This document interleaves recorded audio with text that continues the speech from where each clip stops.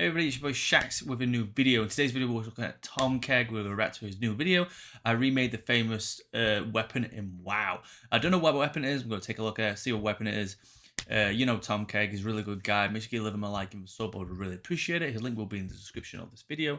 Also, guys, don't forget to give us a like, and comment, subscribe. Tell us what you think of the video, or how he did. I'd really appreciate it. But yeah, let's take a look.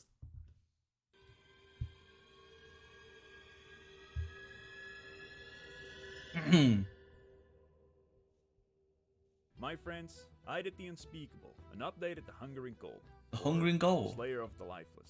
If you're Wrath, baby, cringe. The chief's on the back and it looks like $1,000,000 while it sits there.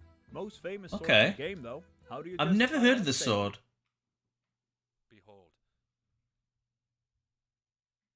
You probably didn't even know. I've been doing a lot of mounts recently. And I don't want to be a one-horse pony, so I'm changing things up. So here I am, all changed up. Back to my roots, redoing weapons. Nice. By updating the Sword of 1,000 Truths. A process that I began by taking the low poly 2005 base model and turning it into a higher res 2023 edition. If you've seen my content before, this first step in my process won't come as news to you. But this will. I finally graduated uni, making me officially a qualified game artist. That's right. Oh, that's I cool. now own a piece of paper that says that I'm able to make the things already in my portfolio. All for about the price of 23 washing machines and a kidney. Just in time for AI to replace me.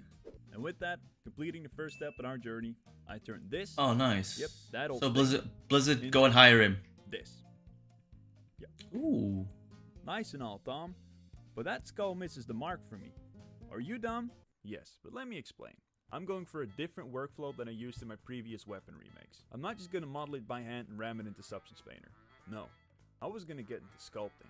The up-res model you just saw me make was only gonna serve as a base for this. I first did these parts the old-fashioned way, because when it comes to sculpting, making very smooth geometric shapes like you tend to see in weapons is quite tricky. I did not know you could do this in graphics design, like sculpting. I thought it was like, you know, the shapes and stuff like you did before, but I didn't realize you could do this. This is insane. Especially when you're new to the craft, like I am. New to the craft. But Tom, you just said you graduated. Shouldn't you already know how to do all that stuff? Nope. But if you need a report about it, I'm your guy. I did give sculpting a bit of a test run recently though, in which I found it to actually be really intuitive, and the results I got out of it were pretty satisfactory, which gave me some confidence. So naturally, my attempt to sculpt this weapon turned out to be an absolute dumpster fire.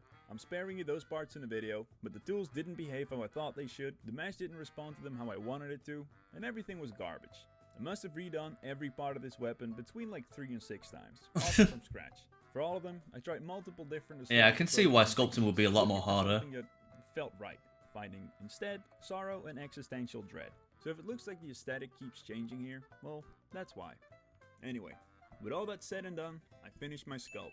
It doesn't quite get us there though. Sculpted models can often have millions of polygons. For reference, the original Hungering Cold has 374 polygons. That is indeed less. In order to make these ridiculously high poly sculpted models usable in game, you retopologize them, meaning making a low poly version.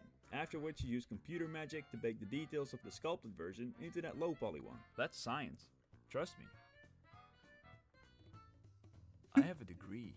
His map fell off at the back. The moment that all of our hard work so far has been building up to. Behold, my friends. Wow, that was great. Look at that. Yeah. To texture the Sword of 1,000 Truths, I went back to an old friend. Hello, Substance Painter.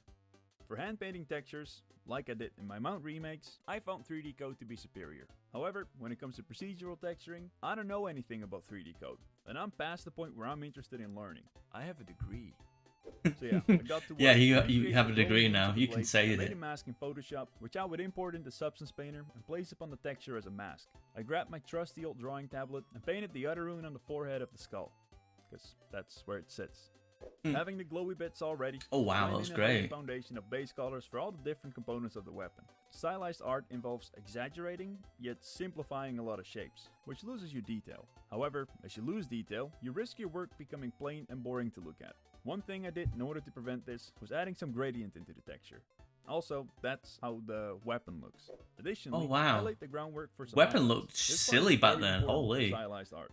Lighting and strong contrast is your way to really bring your shapes out, as well as to draw attention to the vocal points of your piece. For the blade, I wanted to make the light catch it in a way that looks nice and sword-like. To do so, I kept it simple and just did a bunch of manual painting. When it came to the skull, I wanted to have some nice lights and darks to really bring its shapes out. I once more did a lot of manual work here, rather than simply relying on... The shading looks great, mate. Absolutely fantastic. Sculpting, less of this might be necessary. Or not. Whatever.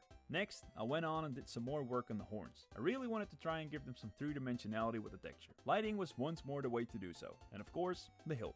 I can't forget the hilt. I started by giving it a base layer of highlight to break up the shapes. Then I went in and painted a good bit of dark and some light, trying to really... You see, when he starts doing it, I feel like it doesn't, the colours don't match, but then when he zooms out and sees the whole sword, it perfectly matches every time. Make it pop. Oh, and I textured the gem. But who cares about the gem? And I after do. some finishing touches and polishing work, we made it to the big moment. Texturing. As always, if you like my content and would like to see more, hit the sub button. Hit the sub button, guys. Hit the sub button. While you're at it, drop me a like and a comment. You help me a lot in the algorithms. And unfortunately, since a lot of people just skip to the end result in these videos, boy, could I use your help there. I also just gotta learn how to make better videos. I know that's... But enough of that. Get your eyeballs ready. Oh, here we go, boys. The new and updated. The legendary. The hungering cold. The slayer of the lifeless. The sword of 1,000 truths. Okay, here we go. Damn, that looks badass.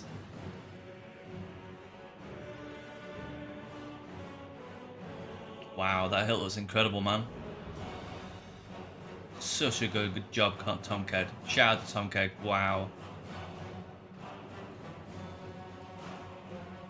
Insane, dude. Amazing job.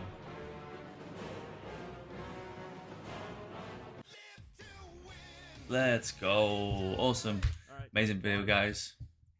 Amazing. Well done, Tom Keg. Make sure to give it a like. So, guys, and yeah, hopefully I'll see you next time, guys. Have a great day, and peace.